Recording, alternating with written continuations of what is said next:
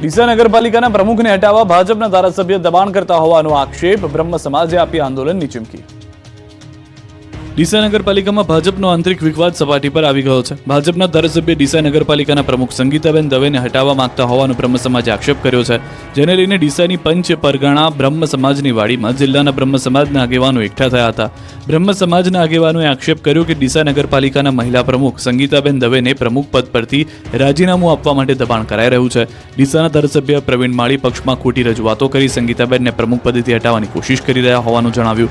મહત્વનું છે કે 14 મહિના પહેલા જ સંગીતાબેન દવેની પ્રમુખ તરીકે વરણી કરાઈ હતી। જોકે સંગીતાબેન દવેને પ્રમુખ બનાવતા ડીસા નગરપાલિકાના ભાજપના સભ્યોએ તેમનો વિરોધ કરીને રાજીનામા આપવાની ચીમકી ઉચ્ચારી હતી। જોકે તે બાદ મામલો થાળે પડ્યો, પરંતુ ત્યારબાદ ધારાસભ્ય પ્રવીણ માળીના જૂથ નગરપાલિકાના પ્રમુખને કામ ન કરવા દેતા હોવાના આક્ષેપ અવારનવાર થતા હતા, જેથી ડીસામાં બ્રહ્મ સમાજના આગેવાનો એકઠા થયા અને ચીમકી ઉચ્ચારી હતી કે જો બ્રહ્મ સમાજની બહેનને ભાજપ નગરપાલિકાના પ્રમુખ પદ પરથી રાજીનામું આપવા દબાણ કરાશે તો તે લોકો ભાજપ સાથે છેડો ફાડી ઉગ્ર આંદોલન કરશે। કારમાં black film fancy number plate લગાડી હોય તો કાઢી નાખજો, મોરબીમાં પોલીસની મેગા ડ્રાઈવ। રાજ્યભરમાં પોલીસે નિયમો તોડતા કાર ચાલકો સામે તવાઈ બોલાવી છે। સઘન ચેકિંગ હાથ ધરવામાં આવી રહ્યું છે, ત્યારે મોરબી શહેર પોલીસે મેગા ડ્રાઈવ હાથ ધરી। મેગા પોલીસ ડ્રાઈવમાં એસપી, ડીવાયએસપી, એલસીબી, પીઆઈ સહિત 150થી વધુ પોલીસ કર્મચારીઓ જોડાયા। મેગા વાહન ચેકિંગ ડ્રાઈવમાં 1600 જેટલા વાહનોનું ચેકિંગ હાથ ધરવામાં આવ્યું।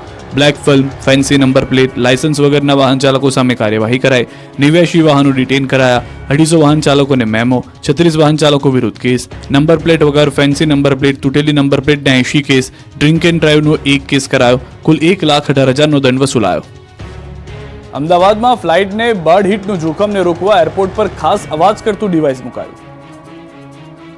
અમદાવાદના એરપોર્ટ પર હવે બર્ડ હિટની ઘટનાઓ ભૂતકાળ બની જશે। અમદાવાદ એરપોર્ટ પર ફ્લાઇટ અને ટેક ઓફ લેન્ડિંગ દરમિયાન બર્ડ હિટની ઘટનાઓ પર નિયંત્રણ લાવવા માટે અવનવા સાધનો કે ટેકનોલોજીનો ઉપયોગ કરવામાં આવી રહ્યો છે। તેમ છતાં ચોમાસાની સિઝનમાં ફ્લાઇટને વારંવાર બર્ડ હિટ થતું જોવા મળે છે। એરપોર્ટની આસપાસ ટીટોડી, સંભડી, કબૂતર, કાકણાસર જેવી વિવિધ પ્રજાતિના પક્ષીઓ મંડરાતા હોવાથી ટેક ઓફ કરતા અને લેન્ડિંગ કરતા વિમાનોને નુકસાન પહોંચાડે છે, સાથે પેસેન્જરોનો પણ જીવ જોખમમાં મુકાય છે। ત્યારે આવી ઘટનાને રોકવા રનવે પરથી પક્ષીઓને ભગાડવા ફોલો મી જીપ ઉપર ખાસ પ્રકારના અવાજ કરતું ઉપકરણ લગાવ્યું છે, જેમાંથી અવાજ આવતા પક્ષીઓ રનવે પરથી દૂર થઈ જાય છે। રનવેની આસપાસ મૂકવામાં આવેલું સોલારથી ચાલતા ડિવાઇસમાંથી વિવિધ પ્રકારના અવાજો આવે છે, જેનાથી પક્ષીઓ રનવે પર આવતા અટકે છે। ફ્લાઇટના લેન્ડિંગ ટેક ઓફ પહેલા જ અવાજ કરતા ડિવાઇસ રાખવામાં આવ્યા છે। વ્હીકલ માઉન્ટેડ એકોસ્ટિક ડિવાઇસ અકસ્માતો ઘટાડશે। ગુજરાતમાં સૌપ્રથમ વખત સુરતમાં એન્ટી નાર્કોટિક્સ યુનિટની શરૂઆત। ડ્રગ્સના રવાડે ચડેલા યુવાધનને સારવાર આપી વ્યસનથી દૂર કરાશે। ગુજરાતમાં સૌપ્રથમ વખત સુરતમાં એન્ટી નાર્કોટિક્સ યુનિટની શરૂઆત કરવામાં આવી। ગૃહ રાજ્યમંત્રી હર્ષ સંઘવીના વરદ હસ્તે યુનિટ 1નું ઉદ્ઘાટન કરવામાં આવ્યું। આ યુનિટ અંતર્ગત પોલીસ ડ્રગ્સના બંધાણીઓને લત છોડાવવા પ્રયત્ન કરાશે। આ સેન્ટરમાં આવનાર ડ્રગ્સ બંધાણીની ઓળખ સંપૂર્ણ રીતે ગુપ્ત રાખવામાં આવશે। પોલીસ તેની સામે કોઈ પણ પ્રકારની કાર્યવાહી કરશે નહીં। અત્યાર સુધી પોલીસ ડ્રગ્સ અને એનડીપીએસમાં આરોપીઓને પકડતી હતી અને નશાનો કારોબાર રોકવાનો પ્રયત્ન કરતી હતી, પરંતુ હવે નશાના કારોબારને રોકવાના અભિયાનની સાથે હવે સુરત પોલીસ સમાજ સેવાનું પણ કાર્ય કરશે। સુરત પોલીસ દ્વારા પહેલાથી no drugs in Surat city અભિયાન ચલાવવામાં આવી રહ્યું છે। ત્યારે ગૃહમંત્રી હર્ષ સંઘવીએ ડ્રગ્સના રવાડે ચડેલા યુવાનોને આહવાન કર્યું કે તમારી સામે કોઈ પણ પ્રકારના એક્શન પણ લેવામાં આવશે નહીં, એટલે ડર્યા વગર આ યુનિટનો વધુમાં વધુ લાભ લો। હવે સુરતનો ટેક્સટાઇલ ઉદ્યોગ સંકટમાં છે, કારીગરોની અછતથી મુશ્કેલી। હીરામાં મંદી બાદ હવે ટેક્સટાઇલ ઉદ્યોગ પર પણ સંકટના વાદળો ઘેરાયેલા છે। હાલ સુરતના ટેક્સટાઇલ ઉદ્યોગમાં તેજીનો દોર ચાલી રહ્યો છે, પરંતુ સામે પ્રોડક્શન નથી થઈ રહ્યું। તેનું કારણ છે કારીગરોની અછત। દિવાળીનો તહેવાર તેમજ છઠ પૂજા કરવા માટે કારીગરો તેમના વતન ગયા છે, હજુ પણ મોટા પ્રમાણમાં કારીગરો પરત નથી આવ્યા। તેની સીધી અસર ટેક્સટાઇલ ઉદ્યોગ પર જોવા મળી રહી છે। કારીગરોને બોલાવવા માટે વેપારીઓએ વ્યવસ્થા કરી આપવા છતાં પણ કારીગરો ન આવતા હાલ તેજી વચ્ચે કમાવાના સમયે વેપારીઓને રડવાનો વારો આવ્યો છે। કાપડની માંગ હોવા છતાં પણ પ્રોડક્શન પૂરું કરી શકતા નથી, જેથી વેપારીઓને મોટું નુકસાન થતું જોવા મળી રહ્યું છે। આ ઉદ્યોગમાં મોટા પ્રમાણમાં કારીગરો ઓરિસ્સાના છે। વતન ગયા બાદ તેમના વતનમાં લગ્ન પ્રસંગ ચાલી રહ્યા છે। સંબંધીઓને ત્યાં લગ્ન છે, જેને લઈને કારીગરો પરત આવી નથી રહ્યા। હાલ 60% જેટલો જ ઉદ્યોગ ચાલુ હાલતમાં છે, જેને લઈને કહી શકાય કે 4 લાખ કરોડ કાપડનું ઉત્પાદન છે, તેમાંથી 40%નું કામ થાય છે। ઘણા પ્રોસેસિંગ હાઉસ તો હજુ ચાલુ પણ થયા નથી। ગ્રાહકી હોવા છતાં ટેક્સટાઇલના વેપારીઓ પહોંચી શકતા નથી। જો હજુ પણ કારીગરો કામ ધંધે નહીં લાગે તો કાપડ માર્કેટમાં પણ મંદી આવતા વાર નહીં લાગે। નવનિર્માણ આંદોલનની 50મી વર્ષગાંઠ નિમિત્તે અખિલ ભારતીય વિદ્યાર્થી પરિષદ છાત્ર શક્તિ યાત્રા યોજશે। નવનિર્માણ આંદોલનની 50મી વર્ષગાંઠ નિમિત્તે અખિલ ભારતીય વિદ્યાર્થી પરિષદ છાત્ર શક્તિ યાત્રા યોજશે. આગામી 20 ડિસેમ્બરે મોરબી, કર્ણાવતી અને સુરતથી યાત્રાનો શુભારંભ થશે. યાત્રા જિલ્લાના કેમ્પસમાં જાહેર સભાઓ યોજશે. 1500 કિલોમીટરની યાત્રામાં વિદ્યાર્થીઓને જાગૃત કરવામાં આવશે. વિદ્યાર્થીઓને નવનિર્માણ આંદોલનના ઇતિહાસથી અવગત કરાવવામાં આવશે. સાથે જ વિદ્યાર્થીઓની સમસ્યા અને પ્રશ્નોને વાચા આપવામાં આવશે. સાથે જ 6, 7 અને 8 જાન્યુઆરીએ 2025ના રોજ અખિલ ભારતીય વિદ્યાર્થી પરિષદનું અધિવેશન પણ યોજાશે. આ અધિવેશનમાં સમગ્ર ગુજરાતના વિવિધ જિલ્લાઓમાંથી છાત્ર નેતાઓ અને વિદ્યાર્થીઓ મોટી સંખ્યામાં સહભાગી થશે. અધિવેશનમાં સમગ્ર ગુજરાતમાંથી કુલ 1200 જેટલા વિદ્યાર્થી પ્રતિનિધિઓ ઉપસ્થિત રહેશે.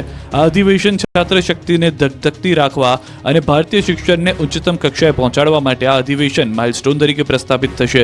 સાથે જ વિદ્યાર્થીઓમાં નવીન ઉર્જા સંચય કરવાનું પણ કાર્ય કરશે. પ્રયાગરાજમાં યોજાનાર કુંભ મેળાની ગુજરાતમાં તૈયારીઓ. આરએસએસ પ્લાસ્ટિકના બદલે સ્ટીલની થાળી આપશે. ઉત્તર પ્રદેશના પ્રયાગરાજમાં યોજાનાર કુંભ મેળાની તૈયારીઓ શરૂ થઈ ગઈ છે. ત્યારે આ કુંભ મેળો હરિત કુંભ મેળામાં બને તે માટે આરએસએસ દ્વારા અનોખું અભિયાન હાથ ધરવામાં આવ્યું. કુંભ મેળામાં આવતા પ્રવાસીઓ ડિસ્પોઝલ વસ્તુઓનો ઉપયોગ ટાળે અને મેળામાં પ્લાસ્ટિક વસ્તુઓ બદલે થાળી અને થેલાનો ઉપયોગ કરી શકે તે માટે એક થેલા એક થાળી નામનું વિશેષ અભિયાન હાથ ધરવામાં આવ્યું. આ અભિયાન અંતર્ગત આરએસએસના સદસ્યો દ્વારા શેરીએ શેરીએ ઘરે ઘરે ફરી એક થાળી એક થેલો ઉઘરાવવામાં આવી રહી છે. આ થાળી અને થેલો પ્રયાગરાજ ખાતે મોકલવામાં આવશે. આ અભિયાન થકી જે પ્રતિદિન 1200 ટન કચરો ખાદ્ય સામગ્રી સહિતનો થાય છે તે ઘટે તે માટે આ વિશેષ પ્રયાસ હાથ ધરવામાં આવ્યો છે. મહત્વનું છે કે 23 જાન્યુઆરીથી 26 જાન્યુઆરી 2025ના આ મેળો યોજાશે, જેમાં અંદાજે 25 કરોડ શ્રદ્ધાળુઓ જોડાઈ શકે છે. ત્યારે આ અભિયાન માટે ગુજરાતના કાર્યકર્તાઓ આજથી કામે લાગી ગયા છે. કુંભ મેળા દરમિયાન ગુજરાતમાંથી 1000 જેટલા સ્વયંસેવકો પણ કુંભ મેળામાં જોડાવાના છે. પ્રાચીન પદ્ધતિને ઉજાગર કરવાનો અનોખો પ્રયાસ. મેઘરજના ઈસરી ગામે બળદગાડામાં દેશી વાજા સાથે વરઘોડો નીકળ્યો.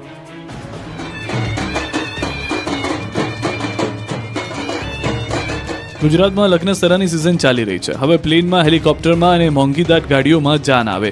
મેઘરજમાં હાઈટેક જમાનામાં જૂની પરંપરા મુજબ લગ્ન થયા. ડિજિટલ યુગની વચ્ચે જૂની પુરાતન સમસ્યાની પદ્ધતિ દ્વારા બળદગાડામાં વરરાજાને બિરાજમાન કરી સમાજમાં એક પ્રેરણાદાયી લગ્ન વરઘોડો મેઘરજના ઈસરી ગામે યોજાયો. મેઘરજના ઈસરી ગામના ભાટિયા પરિવારની જયેશ ભાટિયાના દીકરા હર્ષ ભાટિયાના લગ્ન લેવાના હતા. તે સમયથી વરરાજાના પિતા જયેશ ભાટિયા મનમાં એક વિચાર હતો કે જ્યારે પોતાના દીકરાના લગ્ન લેશે ત્યારે વરઘોડો શબ્દ દૂર કરીને દેવદર્શન નામ આપીશ અને દેવદર્શન શબ્દને ચરિતાર્થ કરવા માટે ખર્ચાળ, ડીજે, બેન્ડ, બગી અને ઘોડાના ઉપયોગ પર બંધી કરી જૂની પુરાણી સંસ્કૃતિ પદ્ધતિ અપનાવીને સમાજમાં એક ઉદાહરણ બેસે એવી પદ્ધતિ અમલમાં મૂકીશ એવું નક્કી કર્યું હતું. જયેશ ભાટિયાએ જે નક્કી કર્યું હતું તે મુજબ 16 નવેમ્બરના રોજ હર્ષ ભાટિયાના લગ્ન હતા, એટલે ગત મોડી રાત્રે તેનો વરઘોડો હતો. વરરાજાના પરિવાર દ્વારા મોંઘીદાટ કાર કે બગીનો ત્યાગ કરી એક બળદગાડું મંગાવાયું. તેને જૂના જમાનામાં વહેલની શણગાર કરીને લગ્નમાં લઈ જવામાં આવ્યો હતો. સાથે જ તે મુજબ ઇકો ફ્રેન્ડલી રીતે સુંદર શણગાર કરવામાં આવ્યો. પરિવારના તમામ સદસ્યોમાં પુરાતન પદ્ધતિ અપનાવવાનો અનેરો ઉત્સાહ હતો. ડીજે અને બેન્ડ જેવા મોંઘા વાજિંત્ર સાધનોનો ત્યાગ કરીને જૂની પદ્ધતિના શરણાઈવાળા દેશી વાજા મંગાવીને વરરાજાના દેશી પદ્ધતિથી દેવદર્શન એટલે કે નગર યાત્રા કાઢવામાં આવી. આજના હાઈટેક યુગમાં પુરાતન પદ્ધતિ ઉજાગર કરવાના અનોખા પ્રયત્નને સૌ ગ્રામવાસીઓએ નિહાળ્યો અને પ્રેરણા